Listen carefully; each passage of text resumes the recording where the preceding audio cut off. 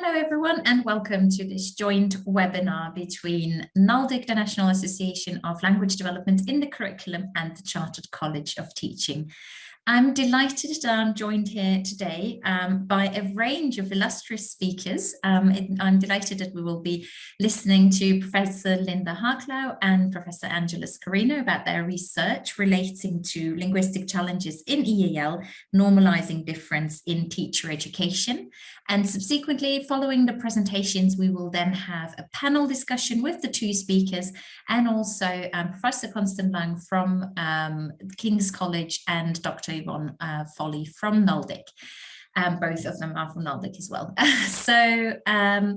And during the presentations, please add your questions in the question and answer box so we can then pick them up and put them to our speakers and our panel at the end of the presentations. So let me start by briefly introducing our first speaker, Professor Linda Harklau, who is professor in the Department of Language and Literacy Education and affiliated faculty in the Linguistics Department at the University of Georgia. Her research looks at factors affecting language learning and academic achievement of multilingual youth in US high schools and their transition to college. Linda will be presenting her research first, followed by Professor Angela Scarino, who is from the University of South Australia, who is joining us at what is a very late time for her. So thank you so much for being here to present your research. Angela is Associate Professor in Applied Linguistics, and her research expertise is in language education in linguistically and culturally diverse societies, second language learning, second language curriculum design, learning-oriented assessment, intercultural language learning, and second language teacher education. Thank you to everyone who's joining us for this presentation. It's lovely to have so many people here to tune in to listen to our fabulous two speakers today and to the discussion afterwards. As I said, please put in your questions in the question and answer box so we can then pick them up after the presentation. So now, without further ado, I'll pass on to Professor Harklau, who will present her research to kick us off. Great, thank you very much. Let me pull up the slideshow.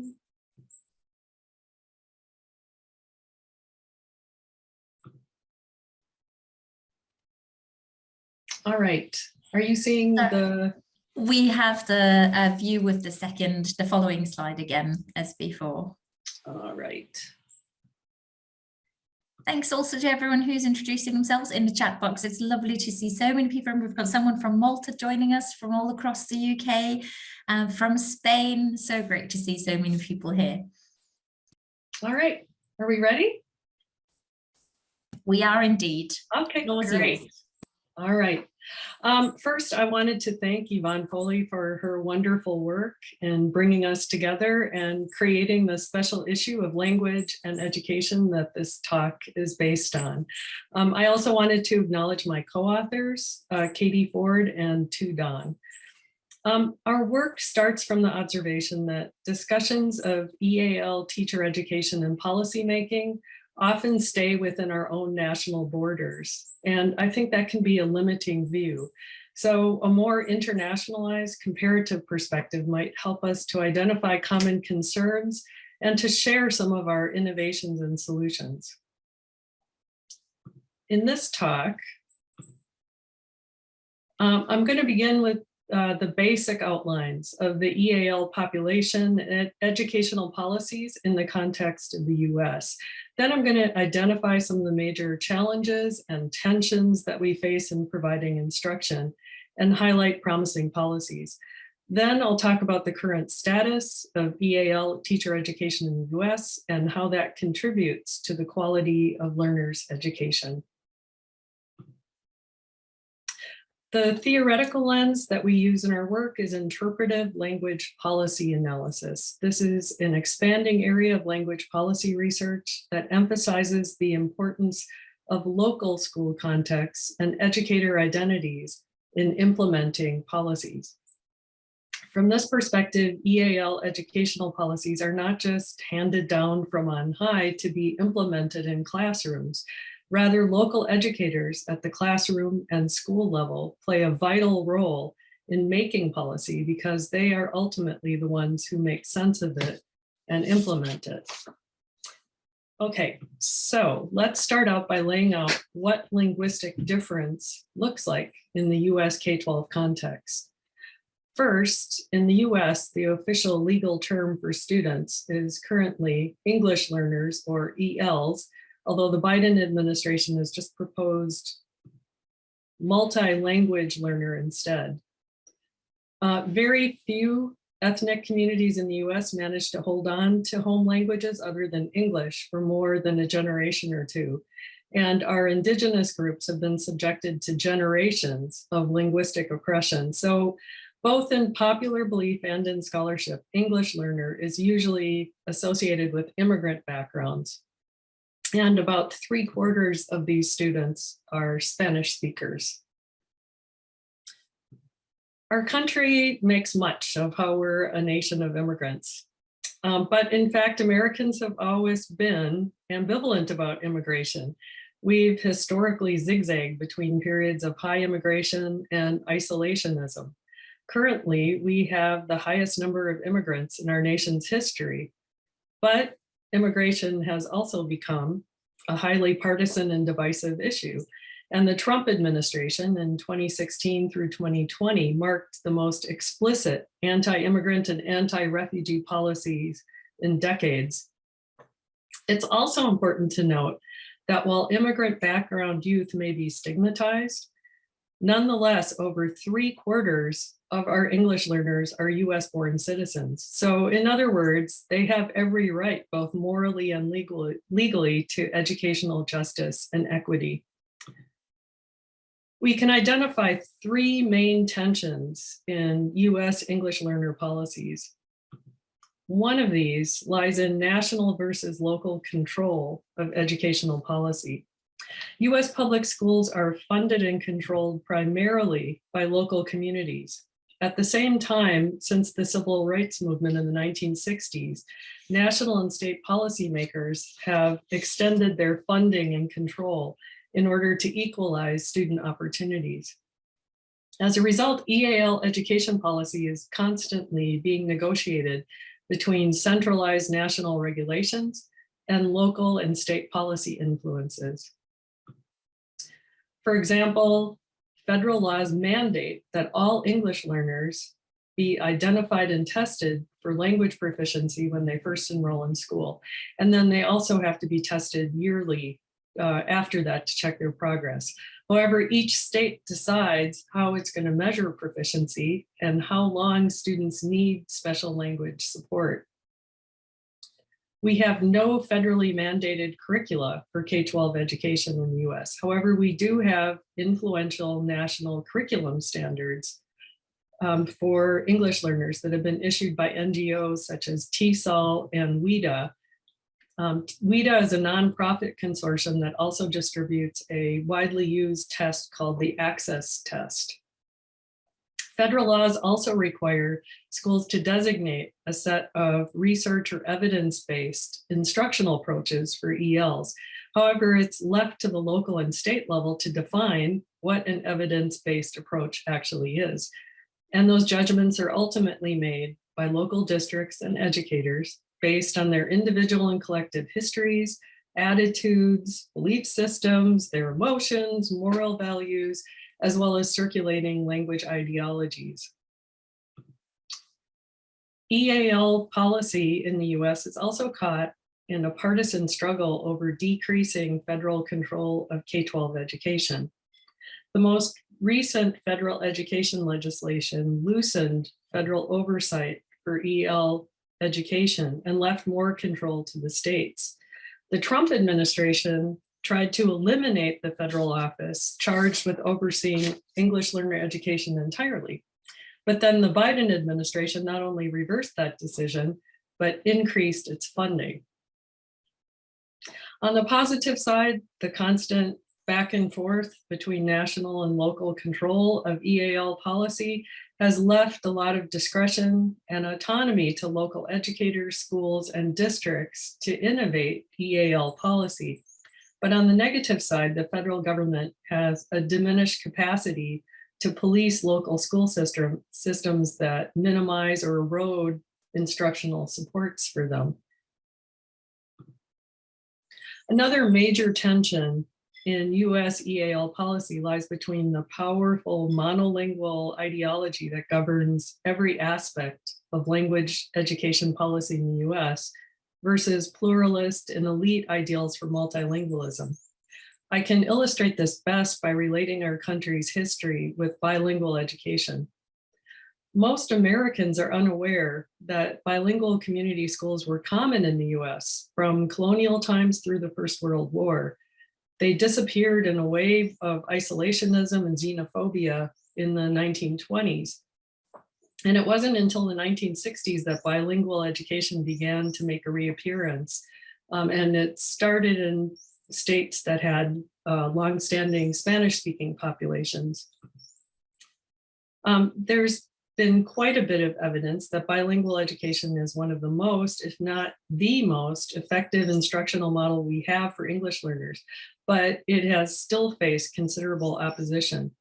For example, about 20 years ago, English-only groups successfully campaigned to mandate only English medium instruction in several US states, although these laws were later rescinded. At the same time, there's always been countervailing forces promoting multilingualism. Our increasing immigrant populations and the globalization of the workforce means that bilingualism is becoming a valued skill. In fact, most US states have adopted what's called a seal of biliteracy that secondary school graduates can earn by taking coursework or exams. The US Department of Defense has also become a major sponsor of efforts to cultivate multilingualism in languages that they deem valuable for national security. There's also been dramatic growth in dual immersion programs where students are taught in a language other than English for half of each school day. Dual immersion programs draw the support of middle-class white monolingual parents who want to cultivate elite bilingualism in their children. This makes them less vulnerable to English-only critics. However, while bilingual immersion is very promising and dynamic development for EAL in our country, in most states, children still need to take annual high-stakes achievement tests that remain English-only. While recent literature in our field is promoting the notion of translanguaging and students using all of their linguistic resources in the classroom, so far this remains a rarity in most American educational settings. A final point of tension lies between addressing English learners' language needs and helping them to access mainstream curriculum content. In terms of mainstream curriculum access, unfortunately, research shows that the status quo for ELs in the US is far from satisfactory. English learners have less access than average to high quality academic curriculum and instruction. Our publicly funded schools are increasingly segregated by race, ethnicity, income, as well as immigration status. That means that ELs who are from ethnic and racial minority backgrounds are more likely to attend schools that are under-resourced. Their schools have higher than average teacher turnover, and their teachers likely have fewer qualifications and less experience. Nationally, this has contributed to a secondary school graduation rate that remains persistently lower than average. English learners are also much less likely than average to enroll in university.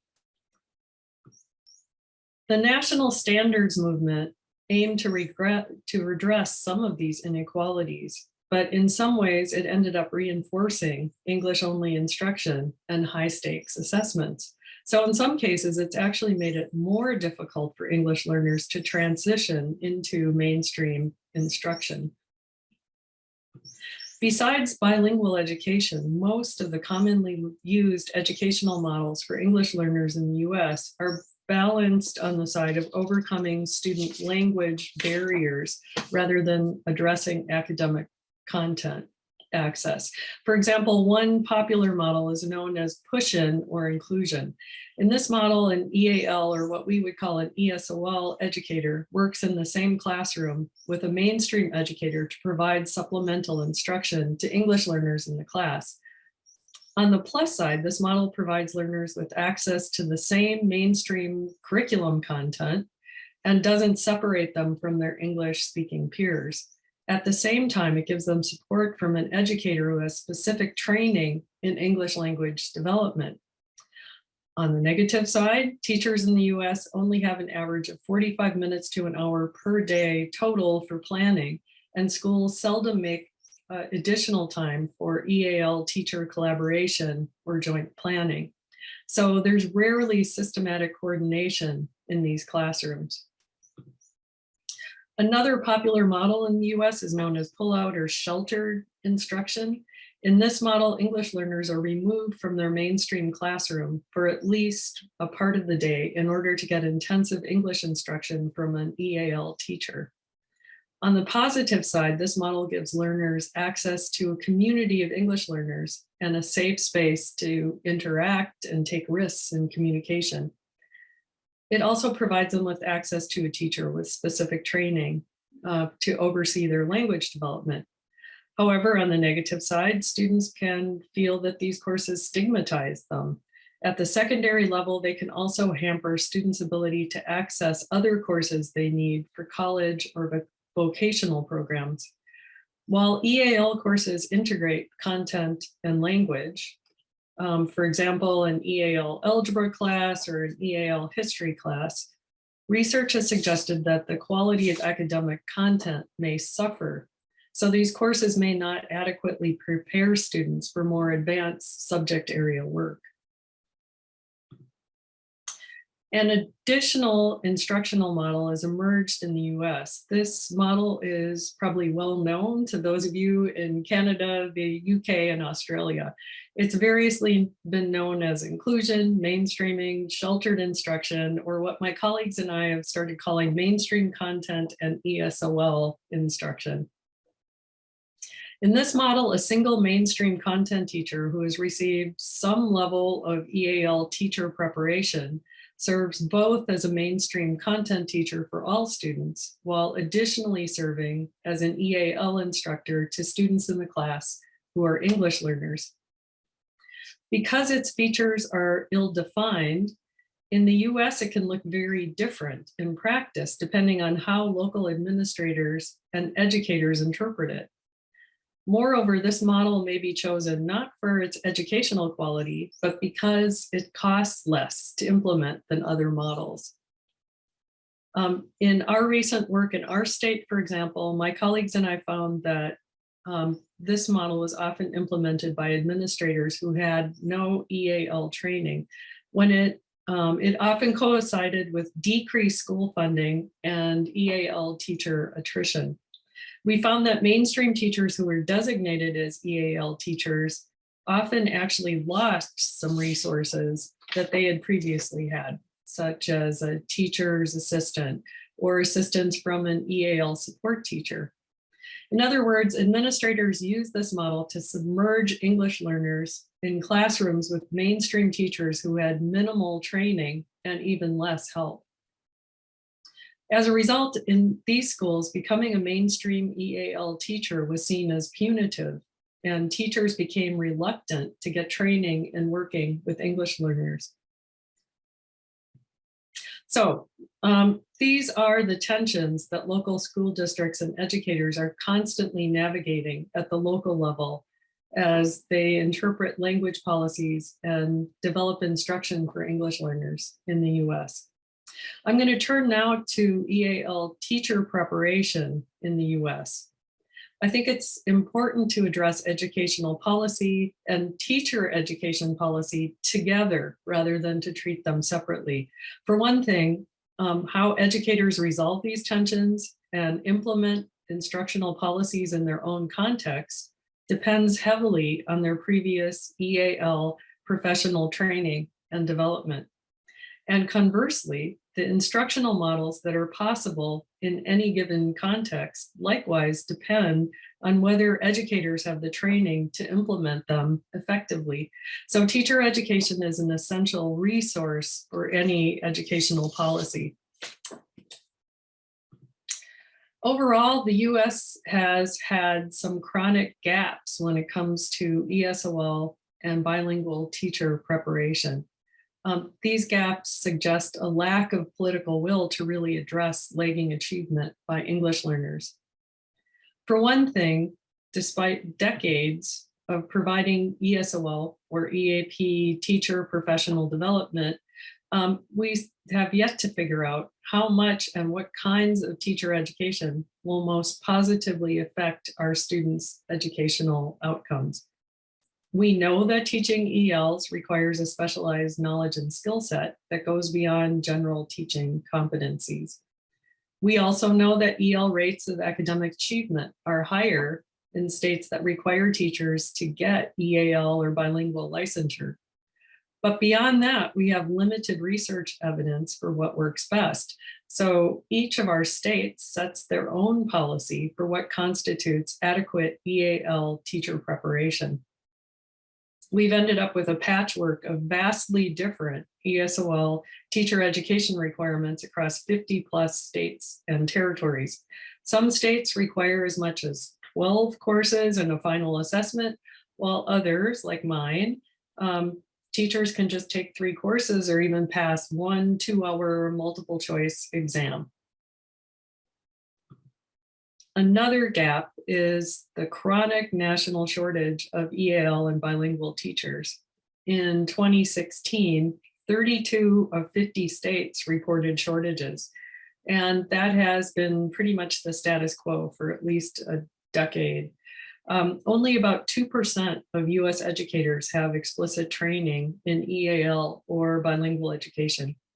These shortages give policymakers very little incentive to ramp up the requirements for working with English learners. In fact, only half the states even require EAL teachers to have licensure in EAL. And in many states, licensure is only available as an extra add-on to an existing teacher license.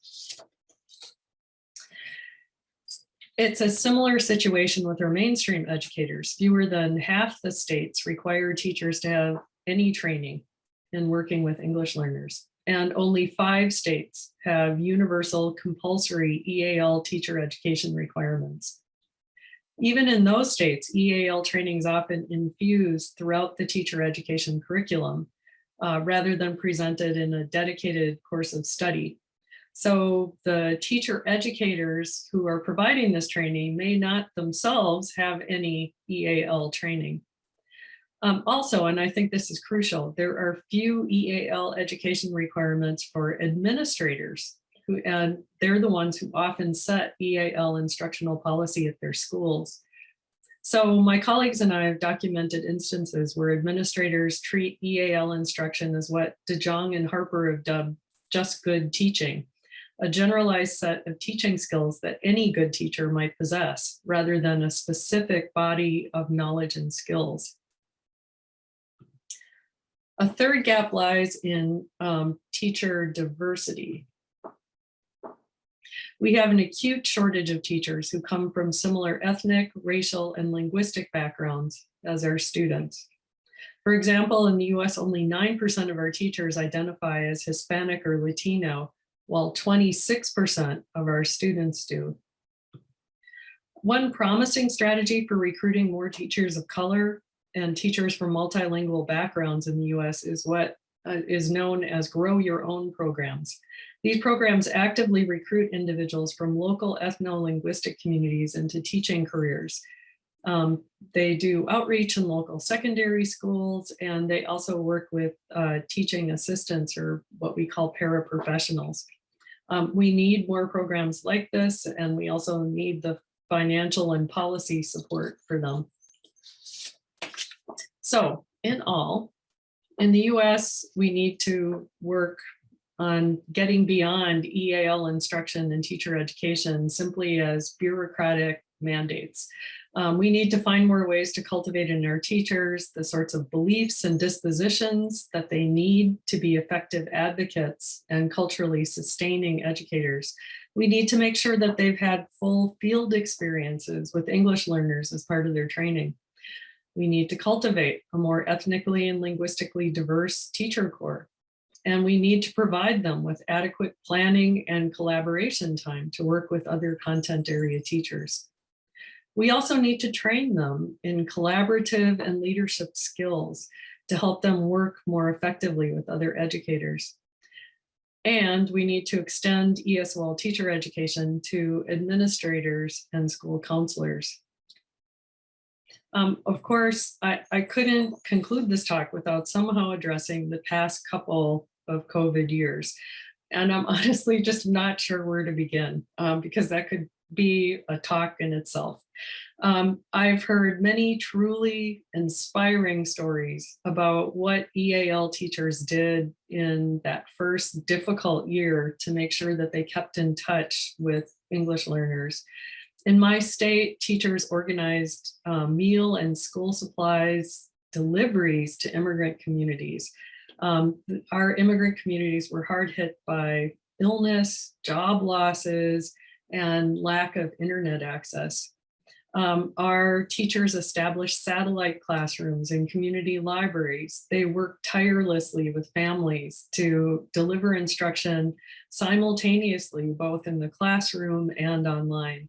And I've never been prouder of my profession.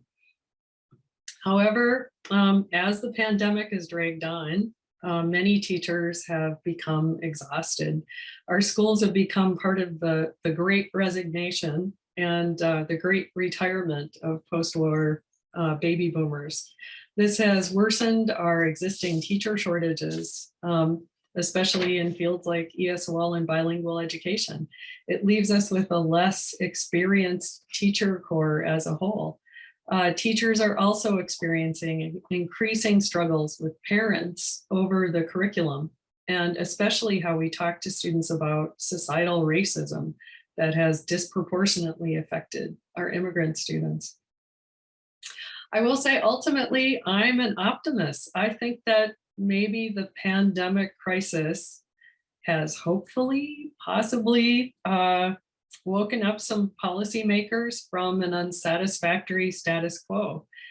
Maybe this will help us to develop a more rewarding work environment for EAL educators. I will say, in my state, after years of letting teacher salaries languish and putting our teachers under merciless pressure to raise standardized test scores, this spring the governor gave every teacher in the state a raise and promised more next year. So maybe the crisis will give us all an opportunity to rethink EAL education and teacher education, and to hopefully re-professionalize the job. We have an opportunity, I think, to make a teaching career more attractive to a new and more diverse generation of teachers who have grown up viewing immigrants and multilingualism as normal and something to be valued and nurtured rather than diminished. So that was a whirlwind tour of EAL teaching and teacher education in the US. I hope you found it useful, and our references are available on the QR code. Thanks very much. Thank you so much, Linda, for this a really interesting presentation, and to hear so much about the US context. And I think our panel members will also comment on how that relates all to the UK context. I think so many parallels there, definitely something that we will be able to explore in the panel. So thank you so much for that. But before we move on to the panel, we have our second speaker, Angela, whose presentation is ready, I think, and will be shared by my colleague Sarah, who's working in the background. And absolutely what you mentioned, Linda, about the teachers working so tirelessly to support their students, that's also something that we have highlighted in 2 reports, 4 actually, that we wrote about COVID-19 and how teachers have been supporting their students throughout through distance learning and beyond. So absolutely some parallels there. Thank you so much. Fantastic. So now over to Angela Scarino, who will be talking about the Australian perspective, if I'm not mistaken. Thank you very much, Lisa Maria, and hello to everyone. I'm really pleased to be here, and I'm very grateful to Yvonne Foley for bringing us together over the last 3 years in a collaborative project to create the special issue in which our papers have been published, but also the immense joy in working together with the colleagues whom we're meeting this evening again. So a great deal of pleasure there. I also want to say that many of the tensions that Linda has described in relation to the US also apply to us in Australia. My line for this evening's presentation is slightly different, but obviously I can speak to the Australian situation through questions. Suffice to say that the policy settings in Australia have become much more fragile in recent years, and this is particularly at a time when, if anything, they should be being strengthened. So what I am going to speak about briefly is the linguistic challenges in the title of our webinar this evening are arguably more marked in EAL than in education more broadly. This has important implications for teacher education in diversity. There is no need really to rehearse the complexities, as these are no doubt really well known. Suffice to say that the situation now is much more intense, and it is precisely at this time where the challenges are more intense that we have more fragile policy settings. I too am an optimist, as Linda says, but I can't help noting the fragility of the policy settings and of provision in practice across the different states of Australia. My major line of thinking for this presentation this evening is to foreground the need for an orientation to EAL, which I have elsewhere characterised as an intercultural orientation, but more accurately, however, is a designation that we might describe as multilingual and intercultural.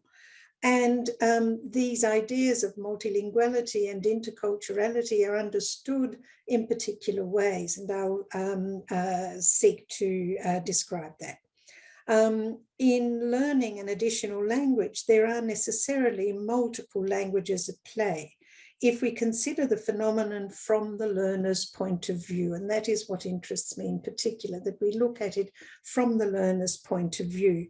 It is a multilingual phenomenon, and knowing that there is an intimate relationship between language and culture, multilingual also means working with, within and across multiple cultures.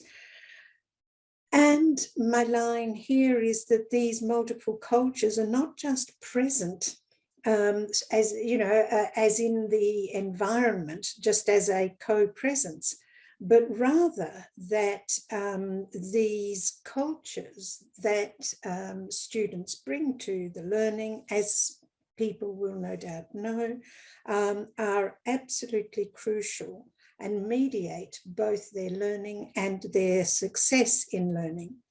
So the process is not just about acknowledging a co-presence, but rather recognizing that the process is one of interaction and interchange.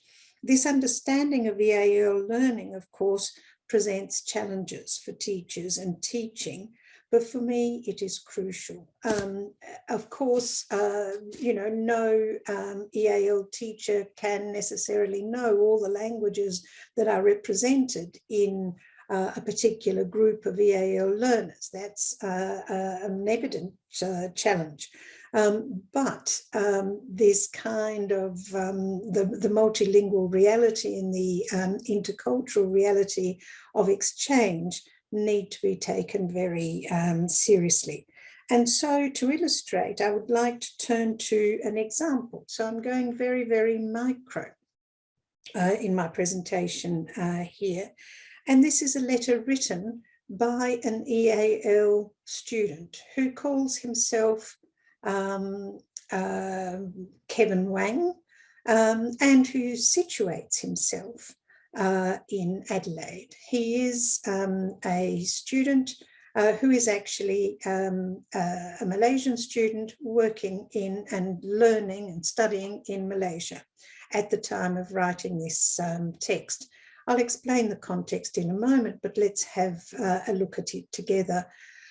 He's writing to the Bright newspaper office. His task is to write a letter of complaint.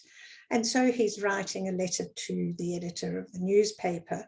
And of course, it's Bright newspaper office, as you may well know, in different countries in the Asian region. It seems that very positive sounding names are used to designate particular places. And so it is the Bright newspaper office.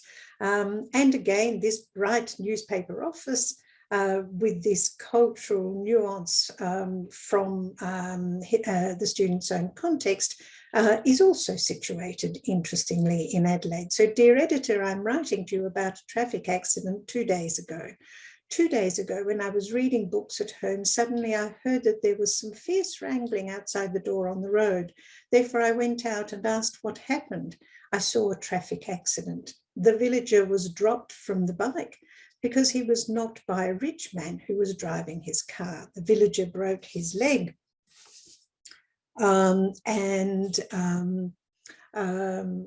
So he broke his leg. And he asked, therefore he asked that the rich man take him to the hospital and pay money correlated with this. However, that rich man refused to do it. And a few minutes later, the two policemen came and they found out what happened. When they asked the rich man to do the following, the villager, they found the rich man and they were old friends. In the situation, the policeman just asked him to pay $100 to the villagers and let him go away. When I saw the whole thing, I was very angry. At last, the villager had no idea and went away by himself, and so on and so on. Yours faithfully, Kevin Wang. I'm beginning with this example written by the Malaysian student. It is part of the Year 12 exam. And in South Australia, there is an examination at the end of Year 12, and the results of this examination permit entry to university study.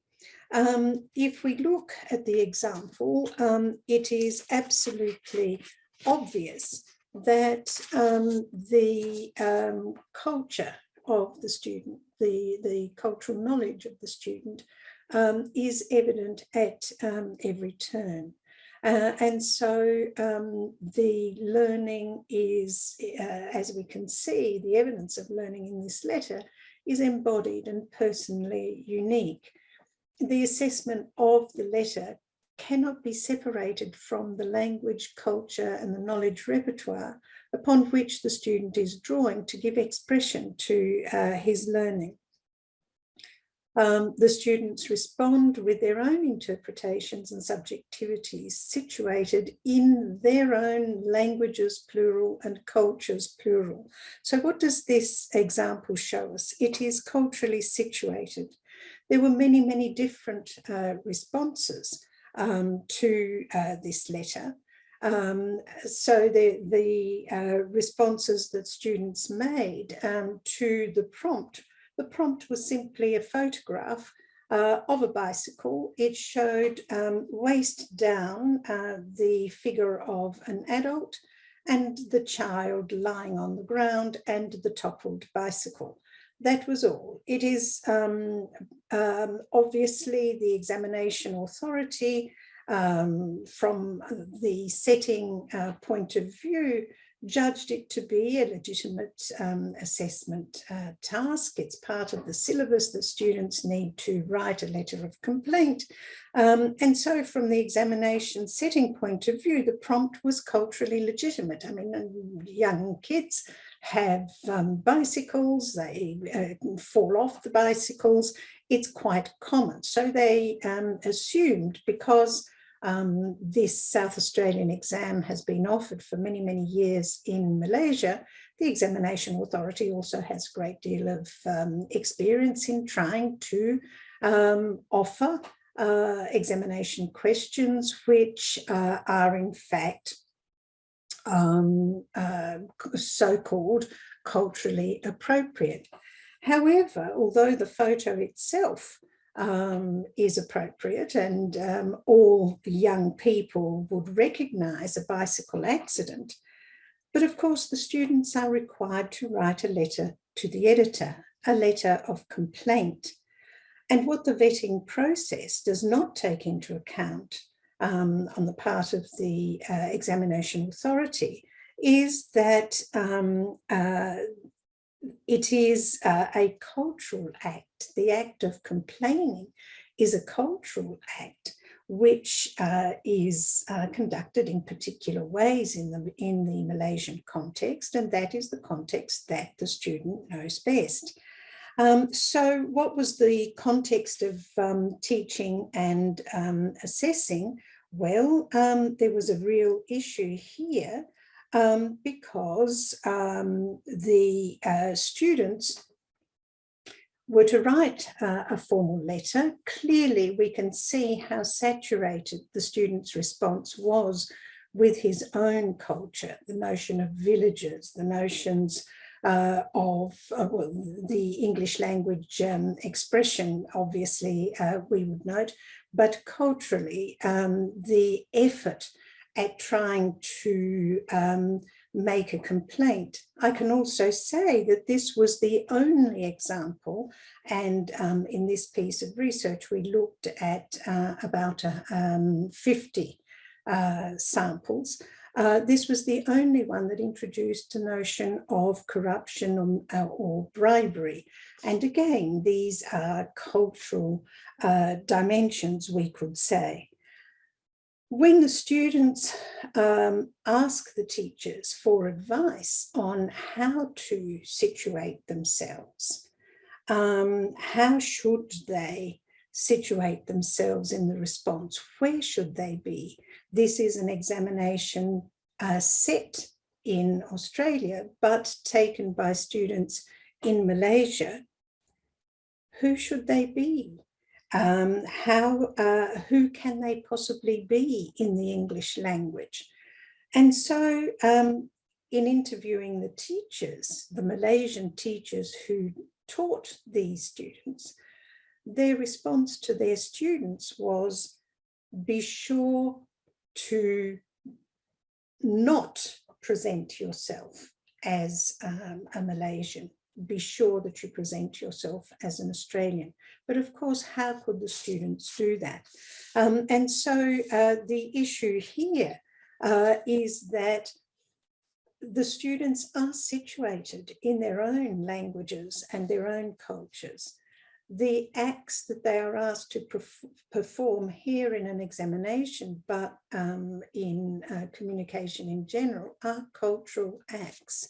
And so the examination, the whole setup invites them to do things which are quite culturally and linguistically distant from the norms for them.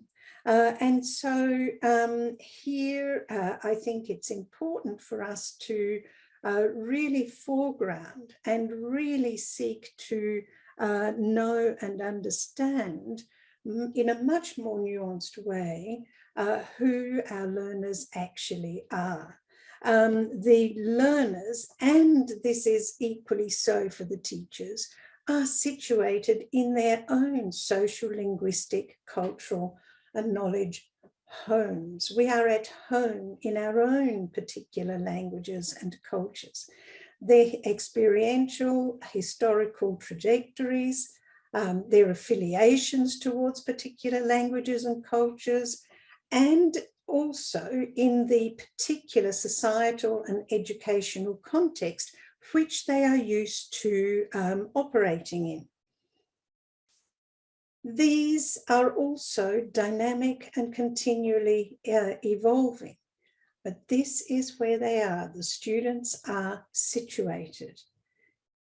The students also, and I like this notion of life worlds, and I work with this notion of life worlds, the learners, students, and their teachers for that matter, their whole sets of life experiences, their discursive practices, their own interpretative lenses, their own desires, affiliations, and so on, come into play in interpreting the learning. And so what's going on here is that we talk about what students and teachers bring to their learning, and we treat that as background.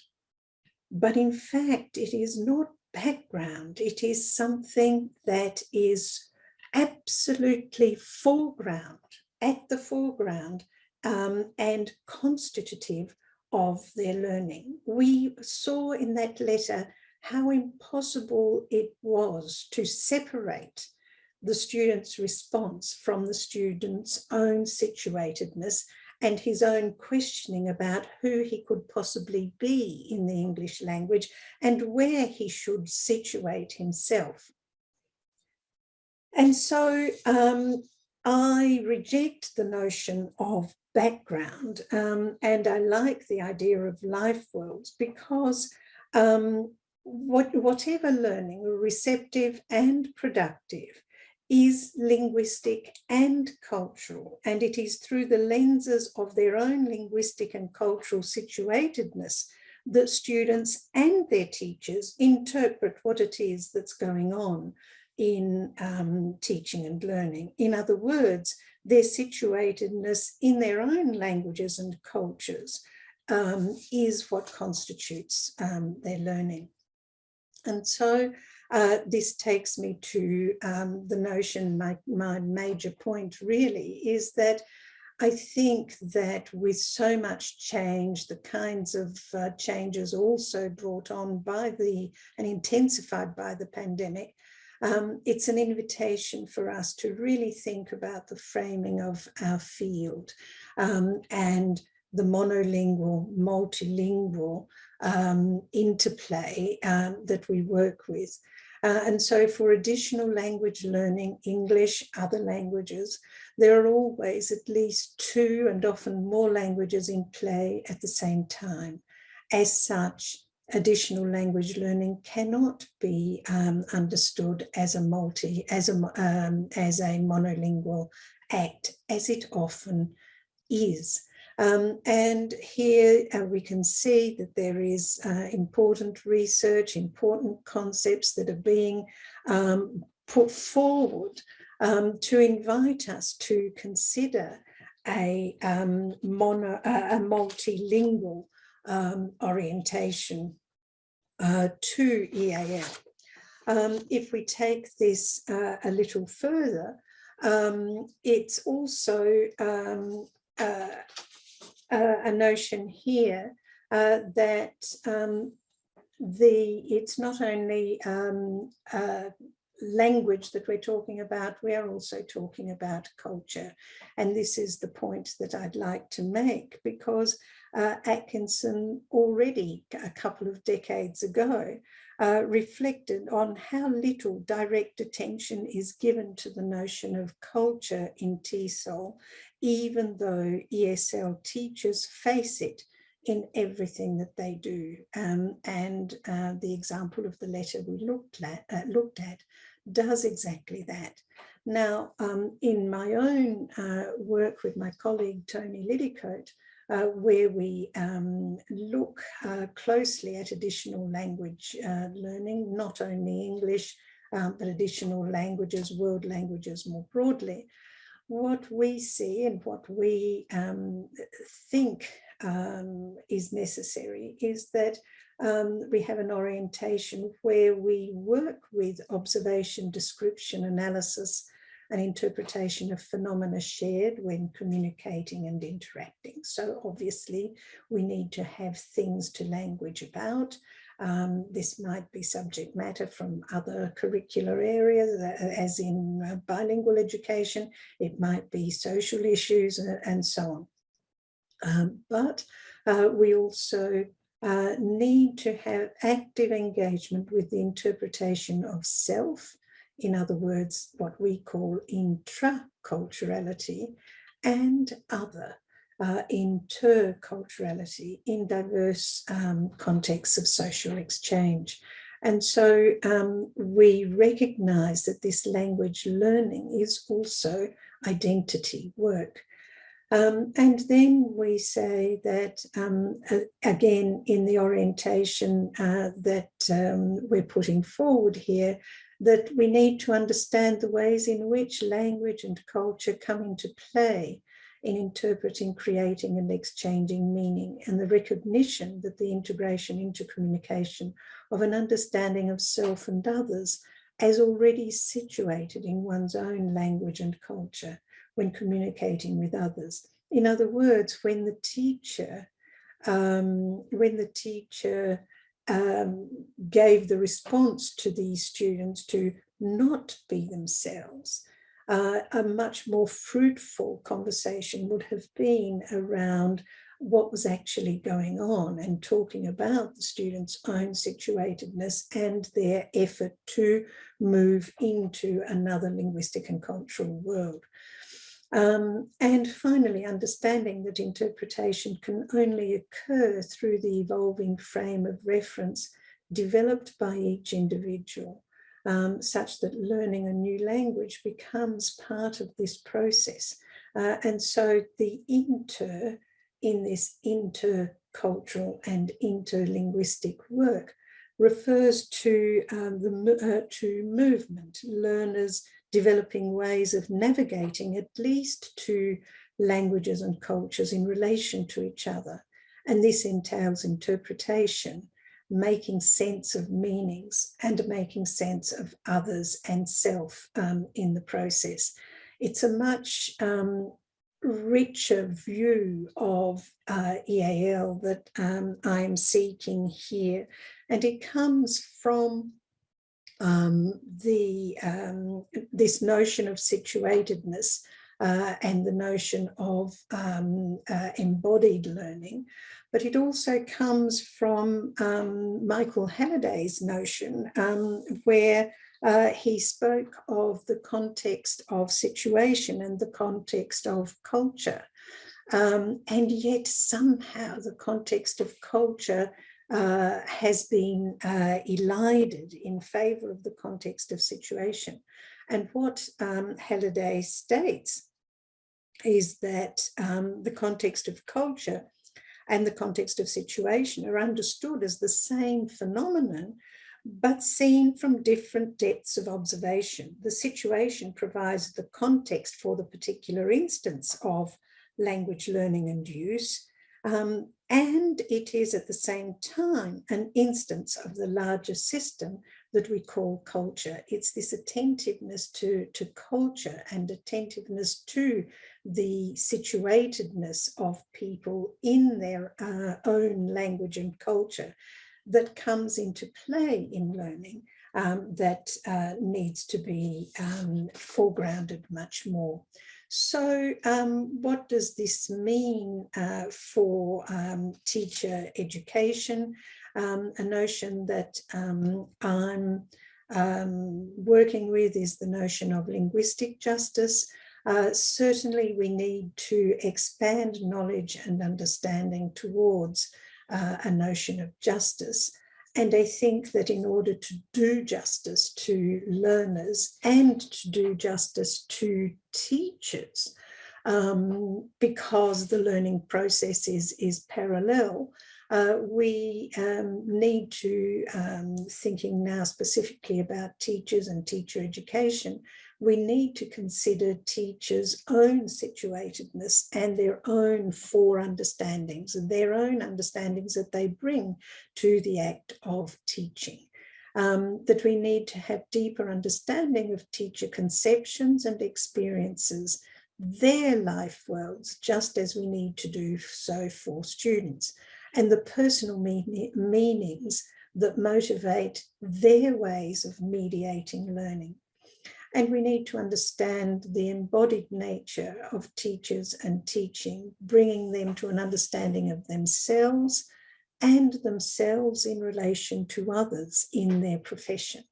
And we need to consider ethical matters in working towards linguistic justice. So we need to act upon and negotiate meanings and relationships across diverse languages, cultures, contexts, domains, and circumstances, addressing challenges of rights, communication, vulnerability, inclusion, and cohesion. The EAL field has been very strong in these areas, but these areas have become more complex, and I think Linda was hinting at these certainly in the US, ditto for Australia. It's therefore an expanded sense that really does do justice to the linguistic and cultural repertoires of students and teachers that we need to attend to, and a much more expanded understanding of EAL in order to do linguistic justice to all. I'll stop there and look forward to the discussion.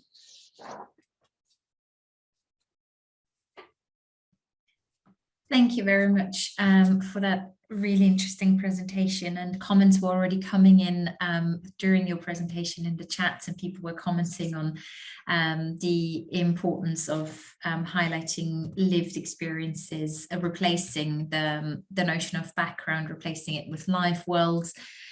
People were commenting also on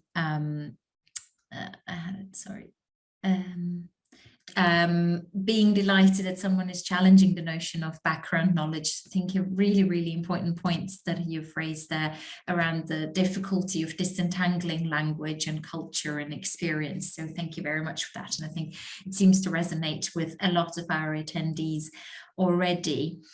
So now, as we said, we are moving on to our panel. So we know we have advertised the event until 5 o'clock, but we will run a little bit over. So please feel free to stay on, and I hope you do still have some time to join the panel. But also, as some people were asking, recordings will be made available both on the Chartered College website and on the NALDIC website after this event. So now I'm delighted to be joined by Professor Constance Leung, who's Professor of Educational Linguistics in the School of Education, Communication and Society at King's College London. His research interests include academic literacies, additional and second language teaching and assessment, language policy, and teacher professional development. And I'm also just delighted to be joined by Dr. Yvonne Foley, who's a senior lecturer at the University of Edinburgh, where she teaches on PGDE, secondary, MSc Language Education, MA Primary Education with Gaelic, and MSc TESOL. And Yvonne is also a member of the NALDIC Executive. So I would like to start and kick off our short discussion now by asking you to for your reflections on the presentations. Of course, I think a lot of what's been covered will also resonate, as I already said, with participants who have been joining us from across the world, but largely from the UK context. So it'd be fantastic to hear your thoughts and how you think this relates to the UK context and teacher education, obviously, more widely. Constant, if we could start with you, please. Thank you, Lisa Maria, and thank you both Linda and Angela for two really well-informed talks. I'll be very brief. I'll start with Linda's talk. I mean, Linda, I mean, the issues you raise resonate certainly with me almost every second of your talk, albeit the manifestations, you know, are slightly different in the context of what goes on in England. I'll leave Yvonne to refer to issues in Scotland more specifically in a moment. But let me just say a couple of things. First thing is, yours is almost like a kind of analysis, caution, and warning to all of us, because what seems to be happening is there's a tendency for policymakers to produce tremendously attractive rhetoric in terms of achievement, in terms of raising standards, and all sorts of things like that. But actually, if your school population is culturally and linguistically diverse, and you don't do anything about it in real terms other than just talk, but also, for example, claim service level equality or equity in this case by simply putting students into the mainstream classroom without doing much to, you know, to the provision of education and teacher education, then all you're doing is, as you say, creating a situation of submersion. But indeed, that extends to even in those pull-out classes, or in the case of England, it might be referred to as withdrawal classes or induction classes, whatever the name is. Point is, if there is no well-informed and principled curriculum and teaching provision to support that kind of alternative arrangements, even if for a short time, you are still talking about doing almost nothing, because actually, you know, there's no other subject on earth which would be in the same situation. Imagine going to a science lesson where the government and the education authorities has provided no curriculum advice, no teacher education, nothing. So that I think seems to be, you know, a really important action point for us as, if you like, as activists. Related to that is that any talk of raising standards, or, you know, the Common Core standards in the United States, No Child Left Behind, and all the rest of it, actually can push the English-centric orientation to a higher level, because if you are saying we insist on everybody to achieve the same, and yet you deprive students of the means to achieve higher and more and better, then you are actually saying you guys are no good, because you can't, you know, you can't hack it. Okay, so in the sense of natural justice, fair enough, we'll leave you behind. So there's that kind of horrible kind of consequence, and I guess ultimately a good deal of whatever the curriculum may say would depend on the quality of teaching, and that obviously is part of teacher education. And my sense is, you know, especially in the case of the United States, where you have a variety of program types, whereas in England we have very little. Well, certainly in England there's virtually nothing in terms of English language learners. Okay, I mean, at work I get to give one lecture on English as an additional language a year, for our 1-year PGC, that's teacher education program, plus a little bit of encounter with individual students, but there's nothing systematic. But the point I'm trying to make is, it's not just about the formal curriculum content and the contact hours you have with student teachers.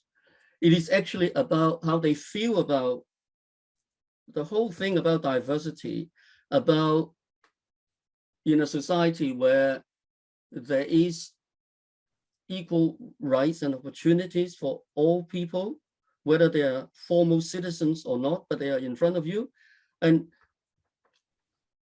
that cannot come from a standalone course, 3 hours on a Friday or something like 3 times or something like this. It has to be, you know, a much more long-term, much more, if you like, soaked in program right through the teacher education period and beyond. And it's really interesting how many teachers, despite their own personal biographic experience of being minority, because of the overwhelming monolingual cultural and monolingual English environment, they themselves often are not sensitive to those issues.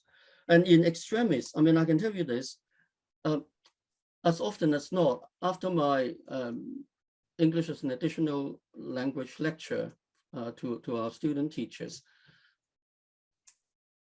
as often as not, there would be 1 or 2 students who come up to me and say, and mind you, these guys are now, you know, 22, 21, 22, 23, 24,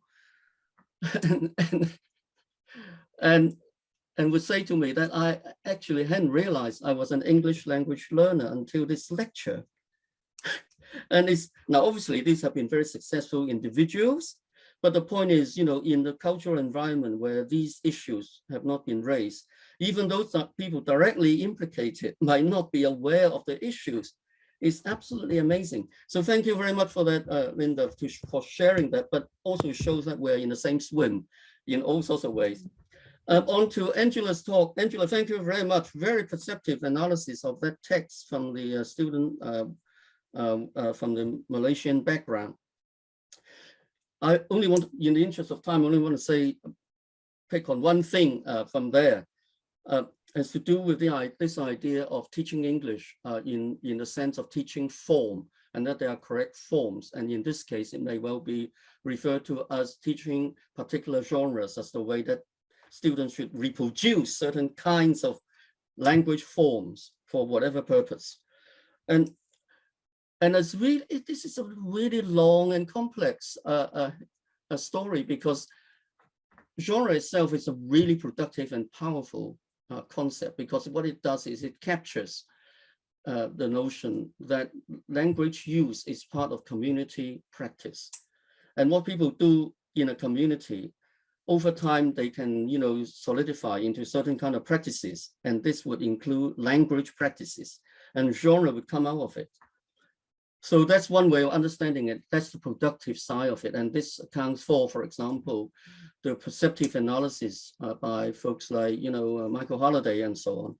What is not actually powerful and helpful is when it's, if you like, stripped from its community setting, that it becomes a pure form, a kind of language norm that you have to adopt and have to reproduce.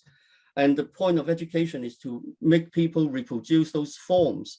And that's when you begin to get into a bit of a muddle, where you assess people, you teach people to reproduce particular forms, irrespective of their personal background, in this case, life world, okay? And that you encounter a form which doesn't make any sense to you, and you're expected to reproduce it. Some people are more successful in doing that than others, but in the end, is that the real educational aim for learning language, to reproduce forms, irrespective of purpose and context? I suspect not. But if that's the case, what happens then is you begin to build in the possibility of failure, because people, you know, don't actually produce language forms for no purpose. We as I hope, more or less competent speakers of English, we don't actually reproduce genres. We don't talk like this now, and we're in a very specific forum, okay? So to expect students to do that from diverse backgrounds, I think is really deeply non-educational and pedagogically unsound. But there's more to it. You're rightly pointing out that the idea of background can actually be reified, can actually become a solid kind of thing that people can't get rid of. So life world is a far better, more fluid concept. And of course, it's related to Bourdieu's notion of habitus. Although I won't want to go there because this is not the place for it. But it also relates to the work by Bonnie Norton and Caroline McKinley on identity. How Yes. people actually engage with stories, engage with ideas in particular ways because of what, you know, who they are and what they do. So English actually, in any situation, in any classroom where, you know, where the students are from diverse backgrounds and the teachers are from diverse backgrounds, English is actually a multicultural act. The language is monolingual because it looks like English, but it's a multicultural artifact and it's produced by people. And that we cannot remove the life world from our students. We can't kind of take something from the brains because that's how they interact with you. So if that's the case, then we are setting ourselves up to fail by insisting on one version, one story, one form. And I think from that point of view, your talk has been most sensitizing, and I'd like to thank you, both of you, for your input. Thank you very much. And thank you to you, Constant. Thank you. Would any of you, to Angela or Linda, like to comment very briefly on some of Constant's comments straight away, or if not, we move on to Yvonne. It's as you wish. Let's hear from Yvonne. Wonderful.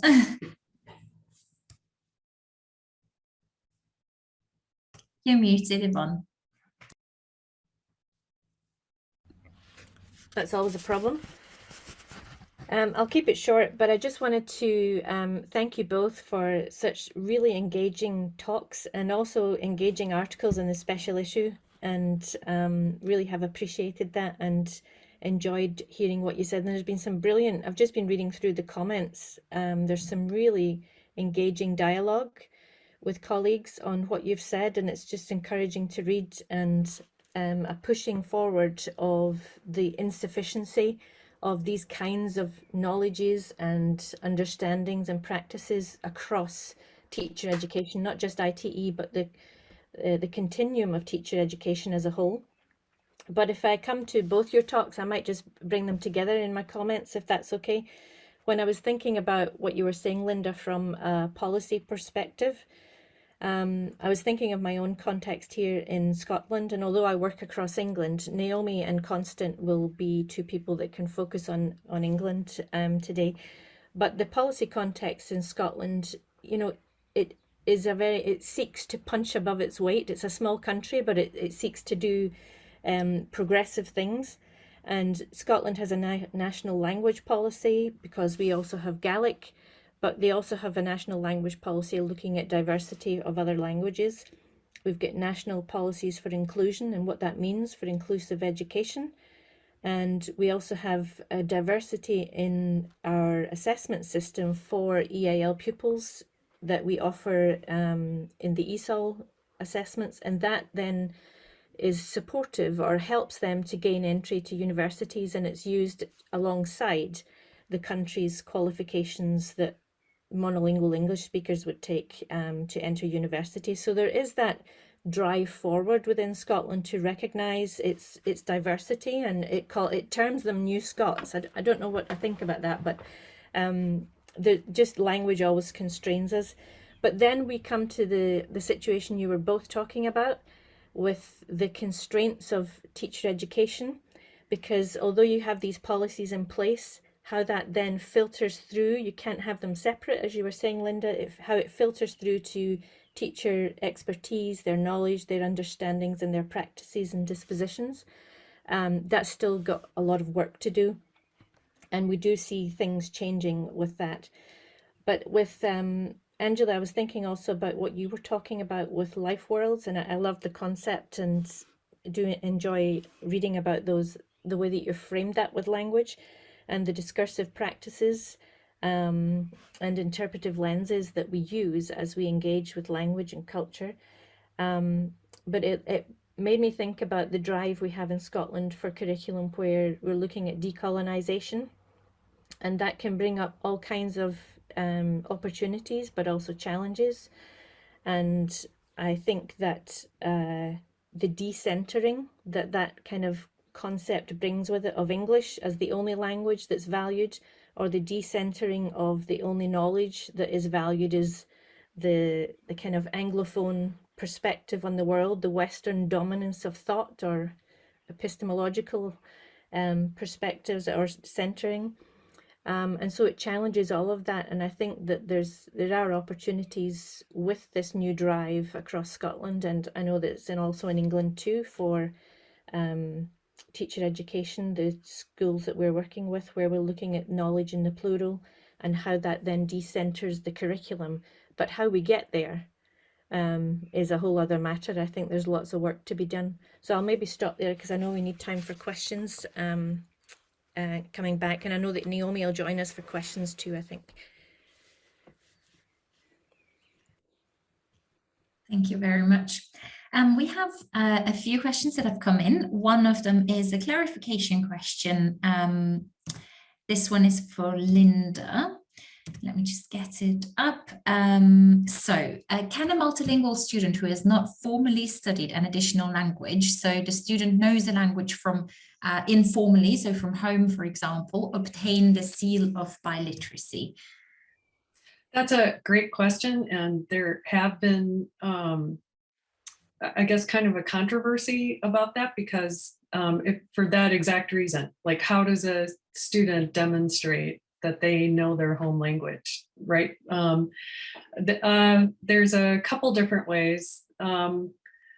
There's a lot of courses now, especially in secondary schools in the US, for heritage language learners. So that's become a major vehicle for helping students to expand a language that they probably already speak, but don't necessarily have literacy skills for. There's also things like advanced placement tests, things like that. But it is absolutely the case that some people have said that this actually ends up benefiting monolingual students who take 2 semesters of French rather than the student who is like functionally bilingual at home and at school. Thank you very much. We've got another question. How does the need for interculturality and intra-culturality sit within or alongside schools' present awareness of the need to decolonize the curriculum? Yvonne, you've very briefly touched on the notion of decolonizing the curriculum. Who would like to take this question? I'll open it up to the floor. Anyone? Kind of combines Angela's discussion on interculturality and then just a little bit about decolonization. I think they kind of link together in some way. Do you want to start, Angela? Yeah, look, I think that there certainly is a strong connection there, simply because it recognises that if we take seriously the knowledge that students and teachers bring, then already there is a plurality of knowledge that is circulating in the walls of the classroom, let alone beyond. And so that then gives us just cause to engage with the diverse knowledge that's circulating with different students. And so it opens up to a plurality of knowledge and understanding, but that it's not treated in a kind of superficial way, but that in fact it raises questions in discussion with students about knowledge formation, knowledge construction, knowledge application, knowledge use, and that the diversities that relate to all of those dimensions of knowledge and knowing. And so it is closely linked. Obviously, we're well aware also of the important work of people like Alison Phipps in this area and her connection to Scotland, Yvonne. And it's just that opening up without denying the personal and the knowledge that different people actually have, and the different understandings and the different perspectives. And it is, this intercultural work is about engaging with the multiplicity of perspectives, ideas, knowledge, and so on. So at that level, there is a strong connection in my view. Yeah. I think also just linked to that from a personal interaction that I had recently, and it also links to Linda's talk about the importance of leadership and the development of leadership within these areas. Because a head teacher in one of the schools we were working with has literally turned the whole school onto they've written their policies for EAL, they've written policies for diversity, and she is pushing ahead in Scotland to make sure that the understanding of diversity within their local authority, within their area, is something that is foregrounded. And the pupils that we've interviewed, work with a colleague, Jonathan Hancock, the pupils that we've interviewed are finding that you can see from her challenging the curriculum and the decolonizing perspectives and the decentering of English only and the decentering of a westernized curriculum. And that has brought the students to the point where they're raising the discursive nature of their talks in the classroom for primary students, saying, well, who does English belong to? It doesn't belong to those in the UK, it belongs to the world. And they themselves are taking on this understanding that we can challenge these concepts that have previously been set in stone around who English belongs to, what it should sound like, what it looks like when you write it. And so this teacher's pushing this kind of progressive agenda, and she's done the same in the library setting where walls have been knocked down and they've brought in colleagues to write books because they were finding that the pupils themselves, when they write stories in English, they're only referring to Western culture, or they're only referring to English sounding names or English sounding, characters within stories. And so they're finding that when they bring in these diverse books and decenter the kind of Englishness and westernization of their whole library context, she's finding that the kids themselves are raising really big, important questions around Black Lives Matters.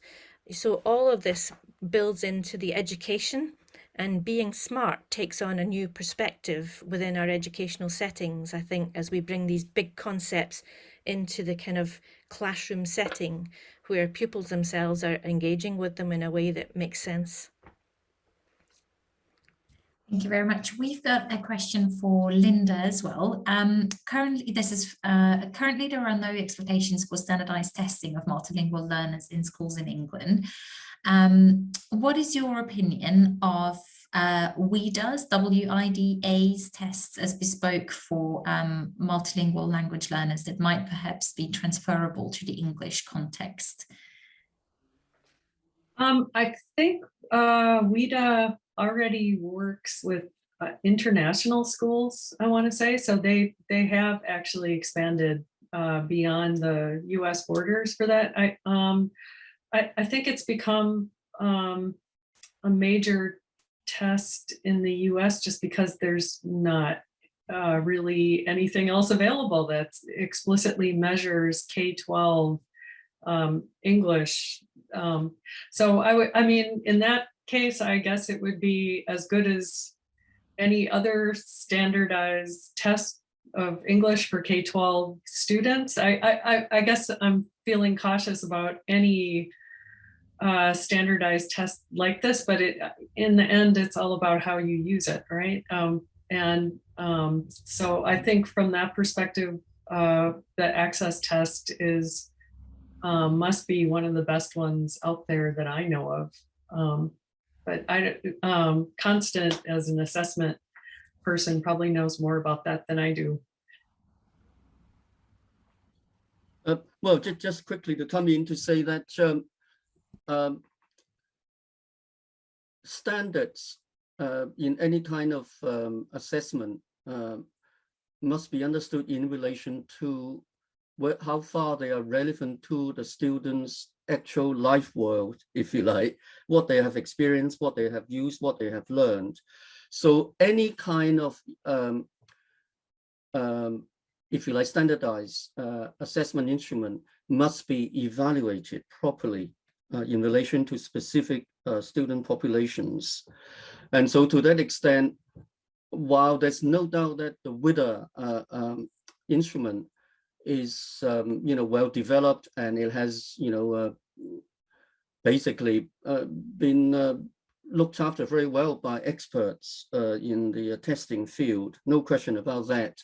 Nevertheless, whether we should adopt anything, and WIDA is not the only thing, there are other systems around, should be subject to quite a careful process of evaluation before we use any such instrument.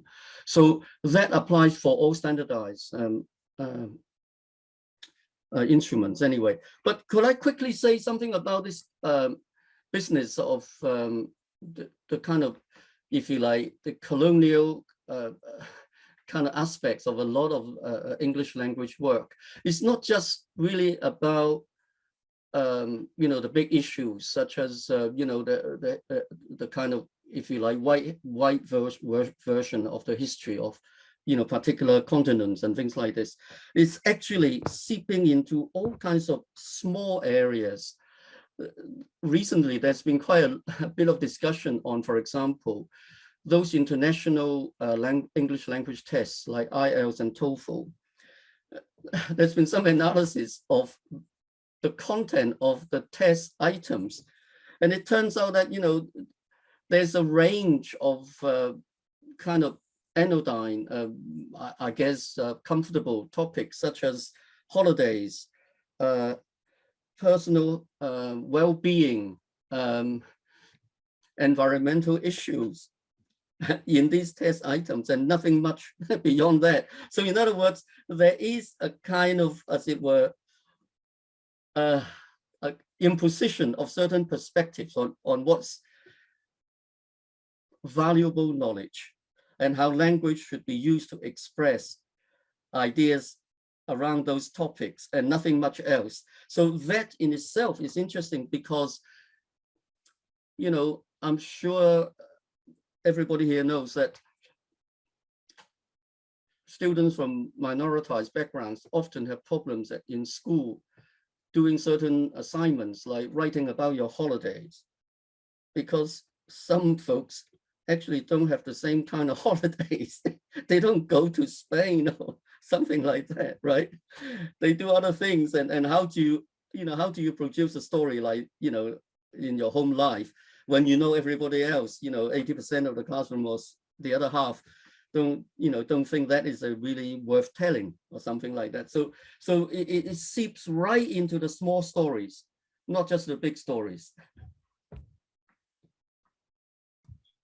Thank you so much. We have one more question. I am very aware of time, so I'm just going to pose it quickly, although I am afraid that it probably warrants a much longer answer. So how do you see the difference between linguistic justice and epistemic justice? Don't we need to extend beyond language to culture and epistemic knowledge?